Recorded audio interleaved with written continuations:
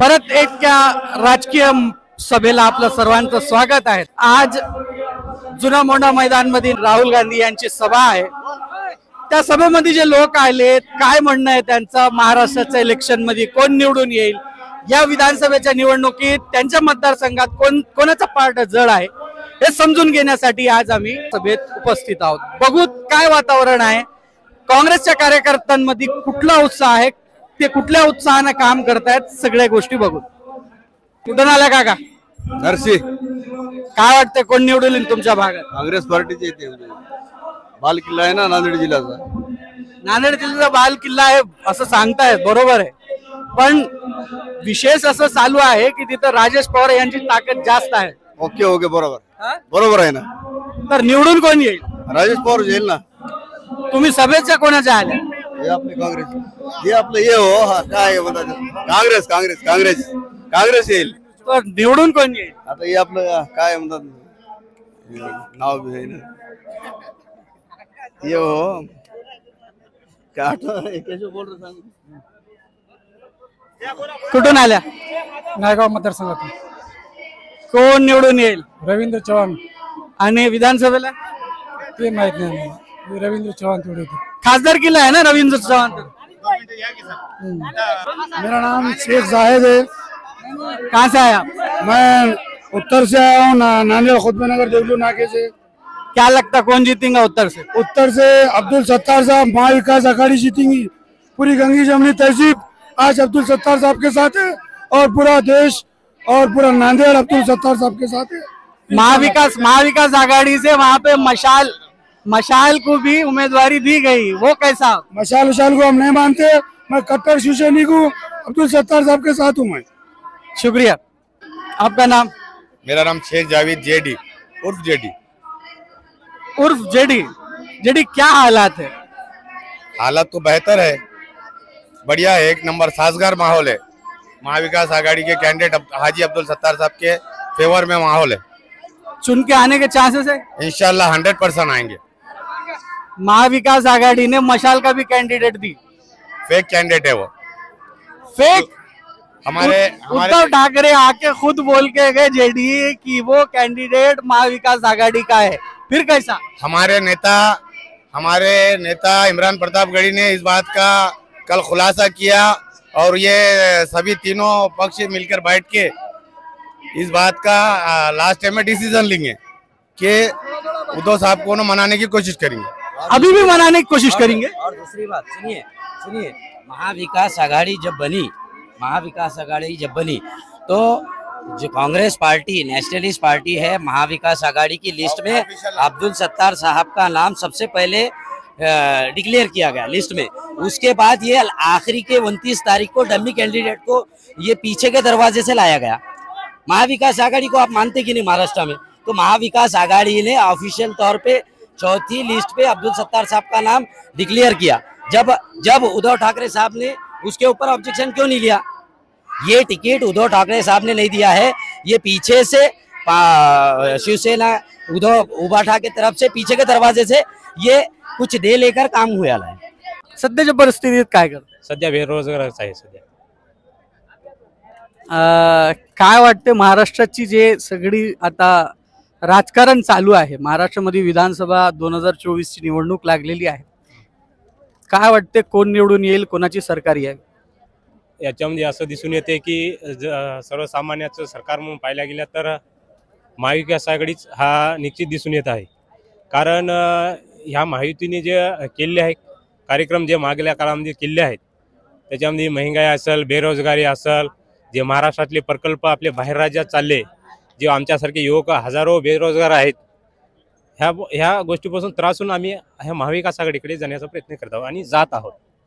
पण तुम्ही असं सांगतायत, तुम्हाला सगळी परिस्थिती माहीत आहे, जे युवकांना परिस्थिती माहीत नाहीये, जे युवक फक्त एका पक्षाला एका विचारधारेला मानणारे आहेत, ते म्हणतायत की नाही भाजप सरकार आणि महायुती चांगलं काम करते, आम्ही त्यांनाच मतदान करणार। ते कसं आहे, ज्यांना अभ्यास नसेल ह्या व्यक्तीचे असे मुद्दे असू शकतात, त्यांचे विचार आहेत किंवा असे मुद्दे असू शकतात। जे अभ्यासू आहेत त्यांचे मुद्दे कदाचित असे असू शकत नाही।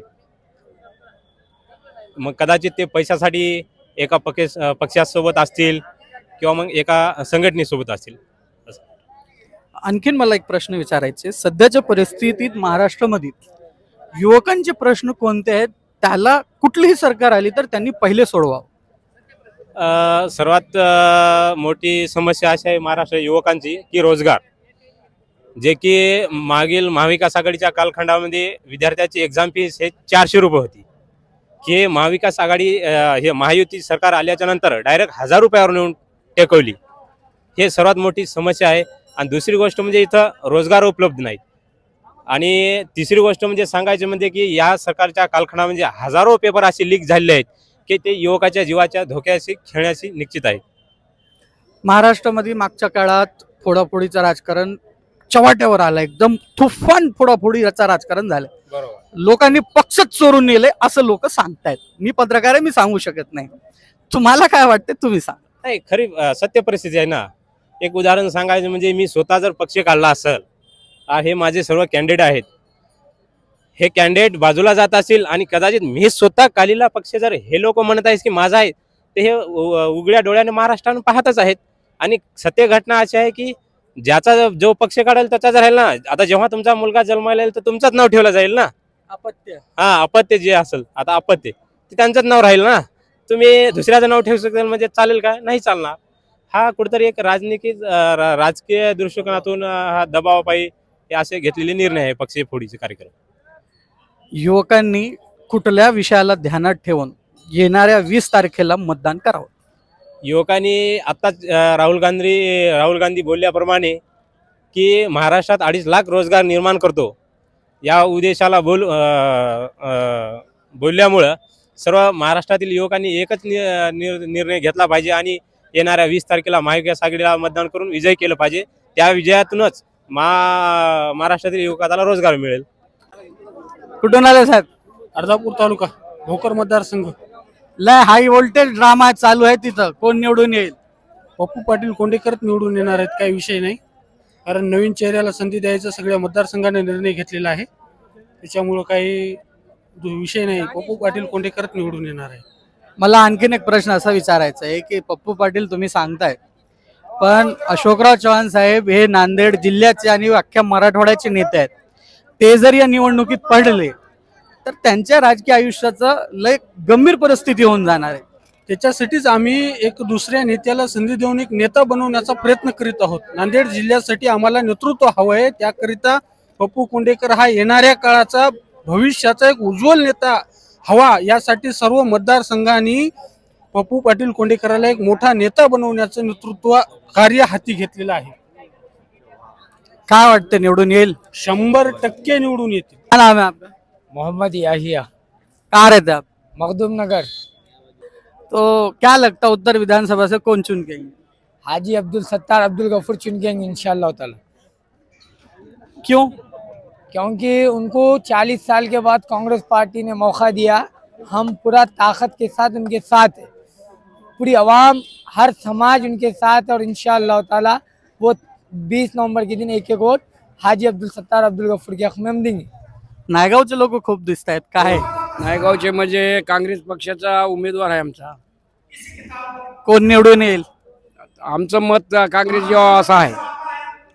तुम्हाला काय वाटते? तुम्ही वयस्कर आहात, तुम्हाला सगळी परिस्थिती माहीत होऊन जाते. कोण निवडून येईल? भाजप सरकारनं मराठी नको, मराठी आम्हाला हवं नाही म्हणून त्याचं हे केलेलं, त्याने बोल दिलेलं आहे. मराठी झाल्याशिवाय जमत नाही आणि आम्हाला राहुल गांधी पाहिजे. तुम्हाला राहुल गांधी पाहिजे? हो. राहुल गांधी तुम्हाला पाहिजे तर ते खासदारकीसाठी आहेत. होय. तुमचा आमदार कोण आहे सध्या? आमदारासाठी मिनलते आहे खतगावकर. निवडून येतील ते? होय, येणार. कोणाची येईल सरकार? महाविकास आघाडी. का सांगतात महाविकास आघाडी येईल? काय जागाव समजा काम आमचं सरकार आहे. तुम्हाला शाळा नव्हत्या, शाळा करून दिल्या 70 वर्षापासून. शाळा होत्या काय? कुठून आल्या तुम्ही? आम्ही कोठून बी येऊ द्या हो. नाही नाही, तुमचा मतदारसंघ विचारा. सांग आम्ही दक्षिण, नांदेड दक्षिण मधून. कोण निवडून येईल तिथं? आम्ही मोहन अण्णा हंबर्डे. का मोहन अण्णा हंबर्डे? काय म्हणले आमच्या गावाची सोय सुविधा आहे ना, आमच्या मतदारसंघाचं चांगलं केलं काम त्यानं. हा अजून आम्हाला महायुतीचं सरकार पाहिजे नाही. आम्हाला एक बार आता तुम्ही जर टाका त्याच्यावर बी आम्हाला एक बार तुमचा CM कोटला नांदेड जिल्ह्याचा त्याचे वडील बी होते आणि लेख बी होता. दुसऱ्याला चान्स देता की नाही म्हणा. तुमचंच राजघराणं आलं काय. चांगलं होतं ना देश नांदेड जिल्ह्यातलं दोन वेळेस मुख्यमंत्री झाले. बापानं चांगलं केलं, पोरानं वाईट केलं. बापानं चांगलं केलंय, पोरानं वाईट केलं. देगलूरचं राजकारण विचित्र झालंय. ज्याला तुम्ही पहिले निवडून मतदान दिलेलं होतं ते गद्दार निघाला बैमान निघाला आमच्यासाठी. त्यांना 4 नंबरला ते 3 नंबरला राहील. गावागावात येऊन देण्या गेल्यात आजची पोझिशन त्याची. कोण्याही गावात जावा त्यांना आईला सोबत वाटून तिनं पदरात घ्या म्हणाले. लोक आमचं पदरच फाटले, कुठे घ्यावं म्हणाले तिला. त्याचा तर विषयच नाही. 0 झालाय 0. 2.5 वर्षाखाली भाड्याच्या घरात राहत होता. 2 कोटीचा बंगला देगलूरला आहे. 25 कोटीचं मुंबईमध्ये आहे म्हणून. 25 कोटीची पोयाची फॅक्टरी आहे त्याची. एवढा गरीब आहे ते. तुम्ही लोकांनी भरभरून मतदान दिले त्यांच्या. आम्ही ऐका तुम्ही लोकांनी अंतापूरकरला भरभरून मतदान दिले. त्याच्यानंतर पोटनिवडणूक लागली विधानसभेची. जितेश अंतापूरकरला याला पण निवडून आणलं. आता काय? आता काँग्रेस निवडती कांबळे. आम्ही 30-35 वर्षापासून काँग्रेसचे आहे. आमचा एरिया पूर्ण काँग्रेसचा आहे. किती गद्दार असे आले, पैसे वाटले, पैसे कमवले, पण आम्ही काँग्रेस सोडलेलं नाही. आमचा तालुका काँग्रेस सोडणार नाही. मोठे मोठे दिग्गज गेले, अशोकराव सारखे गेले. तसल्या पडत्याच्या काळात सामान्य कार्यकर्ता, गाव लेवलचा कार्यकर्ता आहो मी. पळून गेला पण अशोकरावला सुद्धा पलटा भविष्यपट होती झाली. आमच्या तालुक्यात याला त्याला सुद्धा तोंड नाही. देगलूर तालुका मी दत्तक घेतलो म्हणले. एक रस्ता नाही. आम्हाला 13 किलोमीटर जायला 1.5 तास लागते. 3 वेळा काय रस्त्याचे उद्घाटन केले त्यांनी. शिशी रस्ता तुमच्या गावला, एक वेळा त्या गावात हानेगावून केलं. हानेगावला उद्घाटन, पुन्हा लोणीला करायचं. उद्घाटन करायचे, पैसे उचलून घ्यायचे. काय वाटते महाराष्ट्रामध्ये सरकार कोणाची नाही? महाराष्ट्रामध्ये सरकार आघाडीचं येणार आणि सर्व जनतेचे काम व्यवस्थित होणार. हे कमिशन करून लोकांचे काम आहेत. फक्त सरकार हे कमिशन खाणार आहे. तुम्ही कुठेही जावा, पंचायत समितीमध्ये जावा, साधा मी गोटा मंजूर करायला 10,000 रुपये दिलो. जनावराचा गोटा. MREGS मध्ये शेतकऱ्यासाठी गोटा. राहुल गांधी भाषण करताय. हो. आता ते म्हणतायत की जे महाराष्ट्रामध्ये जे प्रोजेक्ट आले ते गुजरातला घेऊन गेले. हो. त्याच्यावर तुमचं काय म्हणणं?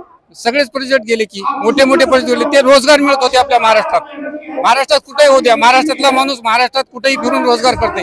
आता किती युवक बेरोजगार आहेत. प्रत्येक खेड्यामध्ये जावा, कोणत्याही शहरामध्ये जावा, बेरोजगारी आहे. बाहेरचे लोक येऊन कामाला इथं मुंबईला येत होते. आता आपले लोक बाहेर जावं लागले कामाला. गुजरातला किती गेले.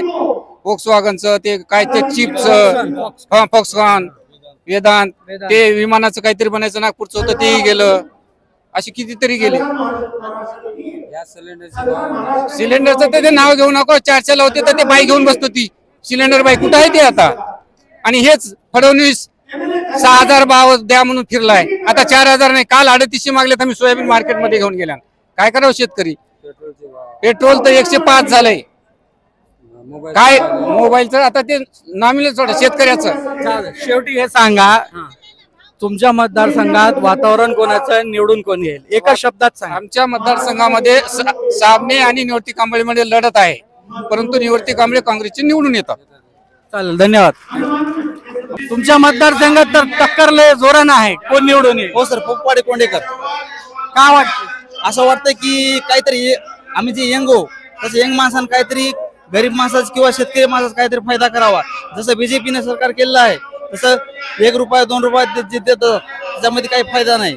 आतापर्यंत जे यंग माणूस आहे ते कधीतरी आपल्या माणसाचा फायदा करू शकते. परिस्थिती कोण निवडून येईल नांदेड दोन्ही मतदारसंघामध्ये? आता आम्ही तर काँग्रेसचे, आम्ही काँग्रेस सांगणार. तरी परिस्थिती काय? परिस्थिती सध्या ठीक आहे. अब्दुल सत्तार साहेब उत्तरमध्ये आहेत आमच्याकडून. आमची इच्छा आहे की त्यांनी निवडून यावं. दलित समाज मी एक दलित समाजातून आलेला कार्यकर्ता आहे. त्यामुळं आम्ही जास्तीत जास्त दलित समाज किती अब्दुल सत्तारच्या पाठीमागे लावेल हे आम्ही या प्रयत्नामध्ये लोकांना विनंती करतो. आज आम्ही रॅली काढली पूर्ण प्रभागामध्ये. जास्तीत जास्त दलित समाज आम्ही आमच्या पद्धतीने आम्ही ओढून घेण्याचा प्रयत्न करतो. काय वाटतंय सरकार कोणाची येईल महाराष्ट्रामध्ये? महाविकास आघाडी. धन्यवाद. कोण निवडून येईल? सध्या तर आमच्या तिकडे दोघांची टक्कर चालू आहे बघा. कोणाकोणाची? बालाजी कल्याणकर आणि तुम्ही काँग्रेसच्या सभेत आल्या, सत्तार उमेदवार आहेत तिथं, पण त्या दोघांच्या मतात ही निघून जातील.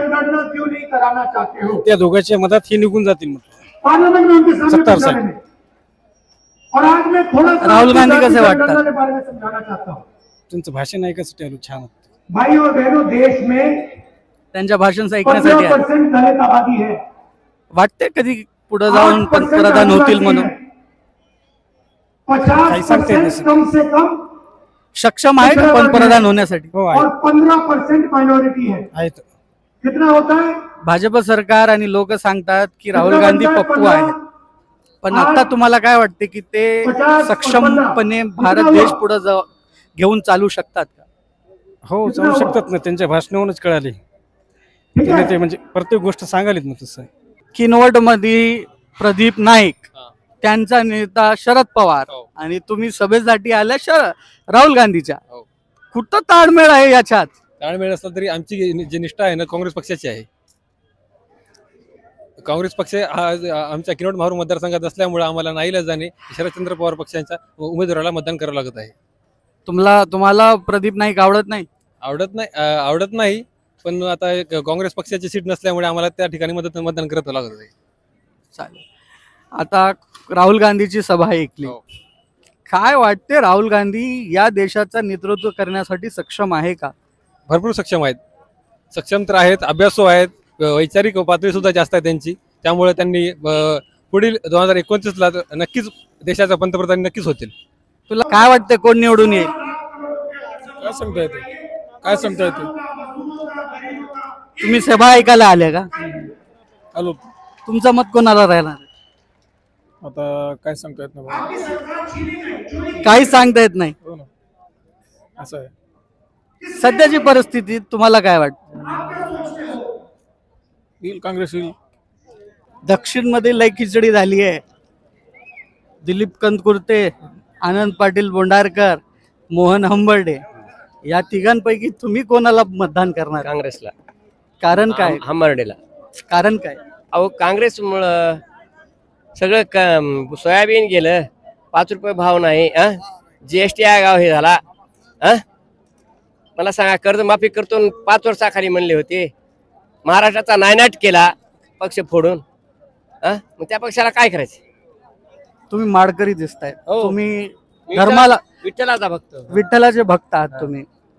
मला सांगा की महाराष्ट्राची जी संस्कृती, सध्याची राजकीय संस्कृती आहे, ते चांगली आहे की कुठल्या स्तरावर गेली? एकदम चांगले, मात्र ह्याने बिघडली. कोण बिघडवली? फडणवीसनं. का? हे फोडाफोडीचं राजकारण, ह्याचे पळून नेणं, त्याचे पळून नेणं, शेतकऱ्याकडे दुर्लक्ष आहे. आता जे म्हणजे सध्या तरी जे प्रश्न आहेत, बोला. खरी शिवसेना कोणाची, खरी राष्ट्रवादी कोणाची? तुमचं काय? खरी शिवसेना उद्धव ठाकरे. खरी राष्ट्रवादी शरद पवार. शरद पवार. बोला. आणखीन मला तुम्हाला प्रश्न विचारा, साधा विचारा. हा, साधाच विचारतोय. तुम्ही ज्या वयात आहात, तुम्ही काँग्रेस बघितलेली आहे, पण आमच्या वयातले जे तरुण मंडळी आहेत ते सध्या हे म्हणते की काँग्रेस चांगली नाही, काँग्रेसनी 70 वर्ष या देशाचा वाटोळा केलाय. तर तुम्हाला काय वाटते की आमची जी पिढी आहे ते बरोबर विचार करते? बरोबर विचार करते. ज्यावेळेस काँग्रेसची सत्ता होती त्यावेळेस महाराष्ट्रावर किती कर्ज होतं, भारतावर किती कर्ज होतं, त्यावेळेस आपलं उत्पन्न काय होतं, ह्याच्यावर काही नॉलेज आहे का नाही? आज आमच्या GST मध्ये सगळा महाराष्ट्राचा पैसा गुजरातला आले. मग सरकार ही बरी का ती बरी, जास्त समजून घ्या. मी सांगालो ना, बोलालो थांबा काका, मी येतो तुमच्याकडे की पण येतो. तुम्ही थांबा थोडे. 2 मिनिट. तुम्ही 2 मिनिटच्या अंतराने हे विचारते तुम्हाला. तुम्ही मोहन हंबर्डे तुमच्याकडे कधीतरी भेटायला आले का? आले आले भेटतात. एक प्रश्न सध्या नांदेड जिल्ह्यात चालू आहे. मोहन हंबर्डे काँग्रेसमधून आमदारकीला उभे आहेत, संतुकराव हंबर्डे हे बीजेपी मधून खासदारकीला उभे आहेत. तर एकाच परिवारात दोन्ही लोक वेगवेगळ्या पक्षात. ही सगळी मोदीची खेळी आहे. तुम्हाला सांगतो ते पहिलंच भाजपमध्ये आहेत. आलं लक्षात. संतुकराव हंबर्डे भाजपमध्ये असल्यामुळे त्याला वजन खर्च करून शेनी दिले, घ्यावं लागलं त्याला नाहीला जाण. काय म्हणणं तुमचं बोला. पण म्हणजे भाजपनं घर फोडलं. घर फोडलं तर फोडलं, त्याचंही काही नाही. आमचं आम्ही करता काय करायचं. म्हणजे सगळ्यांनी निर्णय घेतला. आमच्या सर्कलनं तर घेतला. आता तालुक्याचं कोण बघितलं. उत्तर विधानसभा मतदारसंघ तुझा मतदारसंघ आहे. मतदान आलंय का? हो मतदान झालंय. तुझ्या वयात मतदान आलं? तुला आलंय का? हो मला मतदान आलं. कोणाला करणार? अब्दुल सत्तार. सध्या नांदेड मध्ये एक वातावरण चालू आहे. सगळे लोक म्हणतायत की अब्दुल सत्तार हे मुस्लिम समाजाचे आहे, आम्ही त्यांना मतदान करणार नाही. याला कसं तू बघतोय? कुठल्याही समाजाच्या किंवा कुठल्याही समाजाच्या नावावर मत मागण्याची क्षमता ही फक्त भाजपवाल्या नेत्यांची आहे. पक्षाला कुठल्याच नेत्याची गरज नसते. माणसावरून पक्ष ठरत असतो, पक्षावरून नेता ठरत असतो, नेत्यावरून पक्ष नाही. कुठलाच पक्ष हा कुठलेच नेते हे भाजपचे नेते स्वाभिमानी राहिले नाहीत आणि एकनिष्ठ राहिले नाहीत. आणि ह्या वेळेस लोकसभा 2024 पोटनिवडणुकीमध्ये रवींद्र पाटील चव्हाणांचे आघाडीने निवडून येते. जसं मागच्या वेळेस आम्ही वसंतरावांना विश्वास दाखवला, यावेळेस आम्ही सुद्धा रवींद्र पाटलांसोबत खंबीर उभे आहोत. 2 मशीन असणार आहे. हो 2 मशीन असणार, एक लोकसभा आणि एक विधानसभा. तर याच्यावर पंजा लोकसभेमध्ये आणि विधानसभेवर पंजाच. कुठून आल्या? उमरी तालुका. काय नायगाव विधानसभा बोळसा बुजुर्ग. काय वाटतं कोण निवडून येईल? काँग्रेस. मिनलताई खतगावकर. विधानसभा लोकसभेवर बंडू पाटील चव्हाण. बंडू पाटील येतील हे वाटायले, पण मिनल पाटील यांचं काही खरं नाही असं दिसायले. मिनलताई 100% निवडून येतील. का? गोरटेकर आणि आमदाराच्या चुकीच्या वागण्यामुळं आणि त्यांच्या कामाच्या वृत्तीमुळं हे त्यांना जड जाणार आहे. बापूसाहेब गोरटेकर आणि त्यांच्या कुटुंबानं म्हणजे गोरट्यातून वाड्यातून पाठिंबा जाहीर करण्यात आलेला आहे मिनल पाटील खतगावकरला. तर आता काय आहे? 100% ते पाठिंबा दिल्यानंतर ते कुटुंब ज्यांच्या पाठीशी असेल ते उमेदवार आतापर्यंत विजय झालेला आहे. धन्यवाद. क्या लगता दोनों भी चुन के आएंगे, रविंद्र चौहान भी और सत्तार सेठ?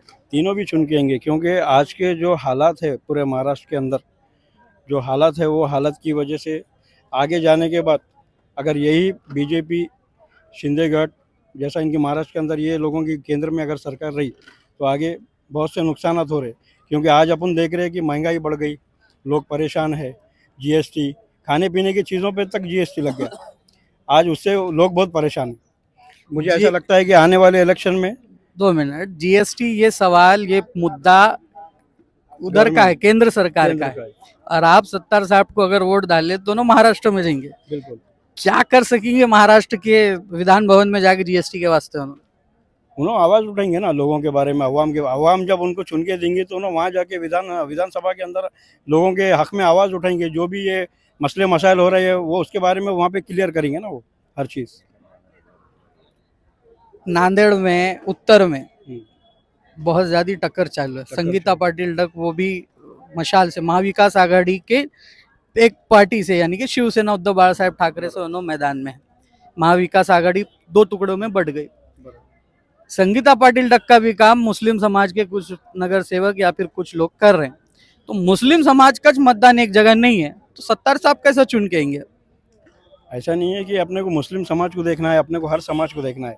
चाहे वो मराठा रहो, दलित रहो, ओबीसी रहो, कोई भी कास्ट का रहो, सब लोग सत्तार भाई के साथ है. और इंशाल्लाह आने वाली 20 तारीख को सत्तार भाई भारी अक्सरियत से चुनकर आएंगे. और पूरे महाविकास आघाड़ी के महाराष्ट्र के अंदर जितने भी उम्मीदवार खड़े हैं वो भारी अक्सरियत से चुनकर आएंगे. माझं नाव बाबूराव विठ्ठलराव देशमुख, राहणार तरोडा बुजुर्ग, तालुका जिल्हा नांदेड.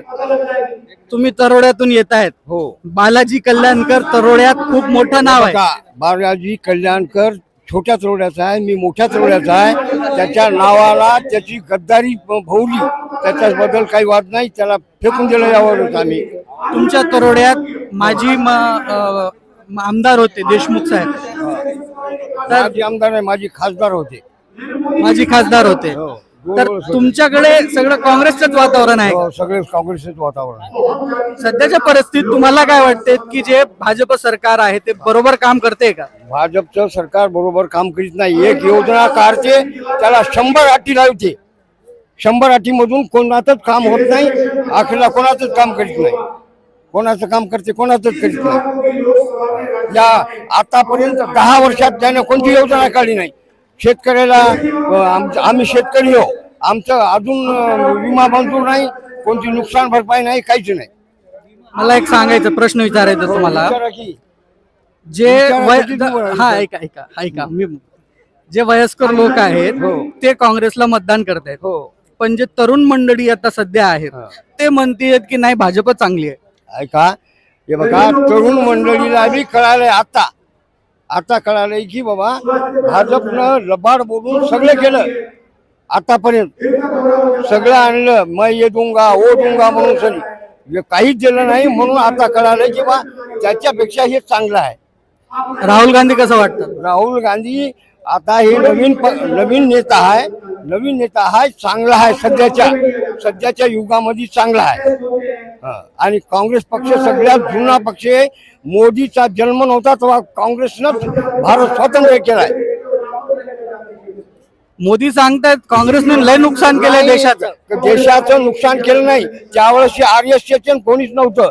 जनता पक्षाचा एक नाही तर 2 पक्ष, 2च माणसं निवडून येत गेले. सगळ्या काँग्रेसनंच झेंडा रोवलेला आहे. माझ्या पाठीमागे राहुल गांधी सभेला संबोधित करतायत. यांची सभा नांदेड जिल्ह्यासाठी काय ठरेल? काही चमत्कार होईल का नांदेड जिल्ह्यासाठी? बघण्यासारखं आहे. धन्यवाद.